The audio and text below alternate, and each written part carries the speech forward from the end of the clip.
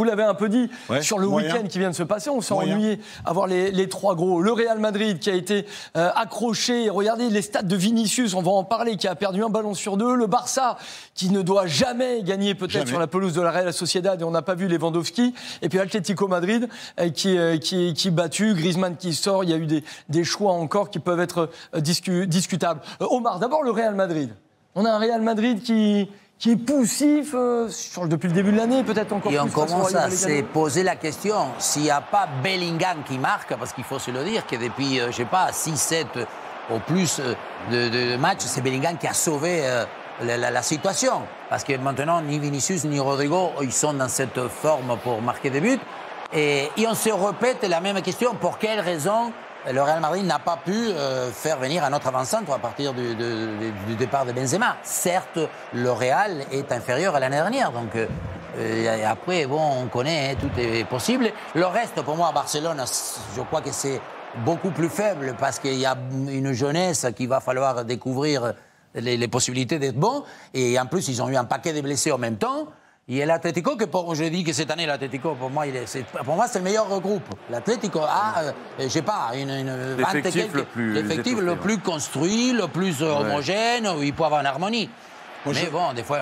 Quand je regarde le championnat espagnol, alors dans le week-end, le Real, bon, ils ont eu les situations, ils ont eu les occasions, on peut marquer. Hein, ils sont tombés sur un bon gardien, ils sont tombés sur une bonne équipe du Rayo aussi. Mais quand je regarde le Barça qui m'a déçu énormément face à la Real Sociedad, énormément, parce que... Plus faible que le Real, vous disiez, ils ont été plus mauvais que le Real, et pour moi, ils n'ont pas été bons du tout, ils ont été absents. Alors, il faut aussi tenir compte que Xavi doit récupérer, mais quand je vois Cancelo jouer comme un milieu côté droit, un attaquant côté droit, je me pose des questions. Comment peut-on se mettre dans cette position déjà un joueur? Après, quand je regarde ce Barça, c'est d'une tristesse. Le Real, peut-être. L'Atlético de Madrid, j'étais agréablement surpris, parce que depuis le début de saison, on ne cessait de dire ce Atlético de Madrid est en train de battre des records, en train de mettre des buts, je pensais que même c'était eux qui étaient vraiment dans la position idéale pour aller chercher ce titre. Mais voilà, je suis en termes de jeu, je suis un peu déçu par ces trois clubs du week-end. Et l'Atlético Madrid, c'était vendredi sur Beansport. Vous les avez vus jouer également en Ligue des Champions.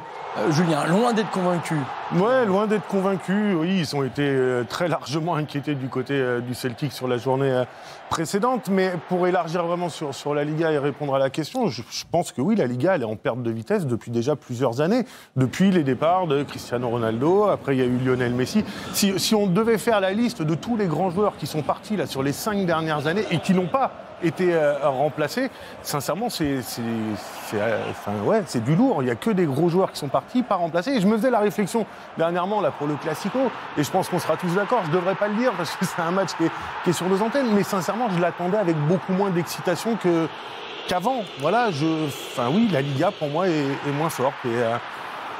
Et quand vous ne faites pas venir les talents de l'étranger, d'autres clubs, on voit le Real qui a été recruté, Rosselló, du côté de l'Espagnol. Donc en plus, vous affaiblissez les clubs un peu plus petits dans la même ligue. Voilà, mais je pense qu'on est tous d'accord pour le... Enfin, j'espère, sinon je suis... Non. Par contre, Christophe. Je crois qu'à cette période de l'année, il faut se garder toujours de commentaires définitifs. Le Real est jamais extraordinaire jusqu'à l'hiver. Et on sait que le pic de forme du Real, et c'est comme pour ça qu'ils ont gagné 14 Ligues des Champions, arrive toujours à partir de février, là où ça compte vraiment. Ils ne sont pas largués, ils sont 2e du championnat. Avec des joueurs qui ne vont pas très bien, on confère Vinicius et Rodrigo. Quand ces joueurs-là vont aller bien, alors le Real va être intouchable. Donc je pense qu'il faut être assez prudent sur les commentaires. Il ne faut pas se précipiter. Parce que quand on regarde du côté de l'Espagne... Je vous rejoins. Je pense que c'est plus inquiétant pour le Barça que pour le Real. Il y a des blessés du côté du Barça. Il y a des blessés pour l'instant. Il y a des jeunes, surtout. Les blessures.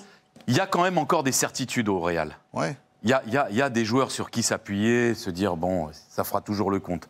Au Barça, il y a un peu plus de doutes, hors Lewandowski. Un dernier mot sur le Real, Omar, vous étiez au commentaire, on a vu les stats de Vinicius, dont on parle beaucoup, souvent lui qui fait des différences, ou en tout cas qui déstabilise l'adversaire. Qu'est-ce qu'on en dit en Espagne sur ces derniers matchs, et notamment celui-ci, où il peut être énervant peut-être pour ses coéquipiers, et pour les supporters en tout cas? il fait polémique parce que c'est un joueur différent. C'est un joueur il ne repère pas toujours le résultat. Je crois que des fois, il fait le défi avec son adversaire direct, il joue son propre match. Néanmoins, on ne peut pas nier que c'est quand même un joueur qui reste un talon pur, un joueur déséquilibrant et qui maintenant, beaucoup d'adversaires ils jouent contre lui. Aujourd'hui, c'est ça aussi. Parce que je disais, le problème, c'est que le départ de Benzema a enlevé quand même une influence. Aujourd'hui, quand là, il y avait Joselu et lui, il faut se dire qu'Ancelotti, il joue très souvent avec deux attaquants, soit Rodrigo et lui, ou soit Joselu et lui.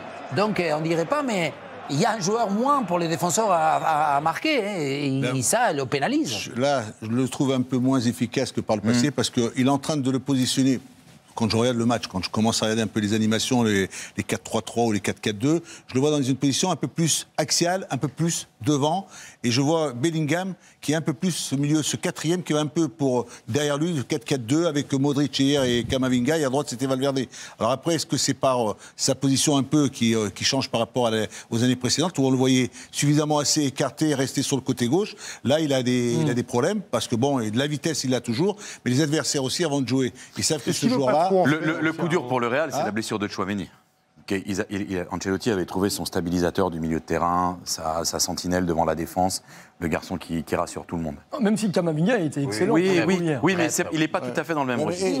Mais Camavinga, le jour où il mettra avec Tchouaméni, Camavinga, Valverde, Rodrigo, et il mettra à gauche comme Vinicius, et que Bellingham, parce que Bellingham c'est celui qui marque des buts là, il faut peut-être un peu le soulager. Toi tu dis que Kroos et Modric c'est fini, il faut les écarter. Non, ils ont encore... Ils arrivent à un certain âge, ils peuvent commencer un match et ne pas le finir. C'est évident que dans l'instantané, aujourd'hui, quand on parle comme ça, on parle de ce qu'on voit depuis un certain temps. Après, le futur, on en saura. Quand on dit, bien sûr, bon, ça va arriver, j'espère. Tchouaméni et Camavinga, techniquement, c'est pas mal. Tchouaméni, c'est pas mal. Valverde, c'est aussi pas mal. Le futur proche pour le Real Madrid, c'est Braga. Vous le savez, c'est une grande semaine de Ligue des Champions. Le Real Madrid qui reçoit